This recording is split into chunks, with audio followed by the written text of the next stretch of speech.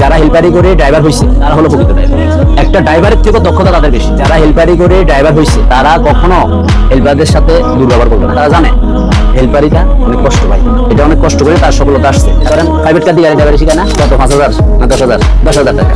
সে আপনার গাড়ি চালাতেছে কত দূর? আপনার পুরো দিনে মিলে ধরেন না 2 কিলো গাড়ি চালাবে, আপনার কোর্স শেষ হওয়া পর্যন্ত সর্বোচ্চ আমরা 50 কিলো গাড়ি চালাবে সর্বোচ্চ। তো এই 50 কিলো রাস্তাতে আমরা একই রাস্তাতে আমরা প্রতিদিন আনতেছি, একই রাস্তাতে।